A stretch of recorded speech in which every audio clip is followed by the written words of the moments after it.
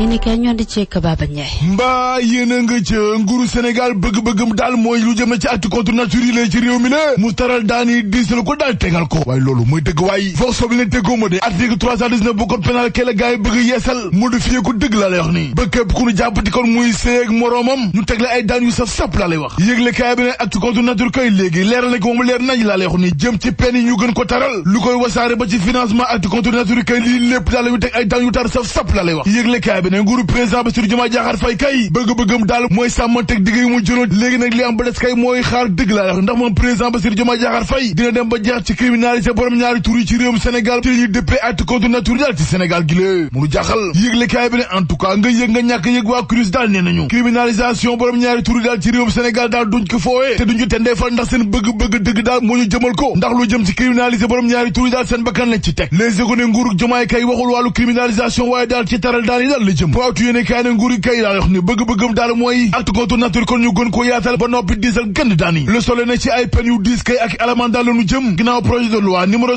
65/60 du 21 juillet 1965 portant code pénal loolee lañu adopté démb Ndiaye ci conseil des ministres bi lee te texte bi ay peine yu diis gënd la teg ci kaw acte contre nature yi jëm ci juróom jàpp fukki at yi daan ak i élément yoo xam ne kon toll na ci ñaari millions jàpp fukki millions te képp ku tumalaate nit ci wàllu acte contre nature te amoo ci preuve dañ la fëgg ñetti weer jàpp ñaari at ak i élément ba toll ci 200 000 jàpp 500 000 laas ne état bu Sénégal kay bëgg-bëggam daal mooy gën a taral daani gën ko disal l'observateur ne lii daal avis de tempête dëgg laa def ni ci borom ñaari tur yi ci réewum Sénégal di góor jigéen ak lesbienne daal ci réew mi lee ndax bëgg-bëgg état bu Sénégal mooy modifier dëgg code pénal bi te lii nag bu antoo daani yi daal dina gën a tar saf-sap seen kaw turbine yéene kaay nag juróomi at yaa ngi tegoon loxo bokk na ci Demba Ka Waly Faye ak Badji Faye ñoom ñëpp bàyyi na leen ba noppi tour leen contrôle judiciaire maanaam daal ci ko gàttal saa wu leen yoon soxlaa daal dañu wuy ji enquête ne lii kay kon indi na dal gurri ci daara yu kawe ci Sénégal même bu dee sax charge yu ñu jël teg ko ci kaw étudiant daal dis na gann lii laas ne ginnaaw gënu procureur ñoom étudiant jël nañu lépp taxañ sànni mbëbës ndaxte neñu daal àndu ci tey àndu jële ci déclaration procureur Ibrahima Ndoye yi lée les économies en tout cas député yi daal jël nañu ay charge yu dis gan teg ko ci kaw police yi ak yéen ci kilifa yi ci réew mi lée ndax bu dee Seynabou Sarr nee na lan moo tax ko ñu mën a door ay réforme ci université yi ci Sénégal te ba tey directeur généraux yi ak député yi ñoom ñëpp seen privilège dara jugu ci Guy Marius Sagna ci université yi ci réew mi kay ay policiers yoo xam ne ay comportement bandi dëgg daal la ñu amee loolu la ñu gis barke Demba Ndiaye ci université Cheikh Anta Diop bu Ndakaaru Thierno Alassane Sall ne coolu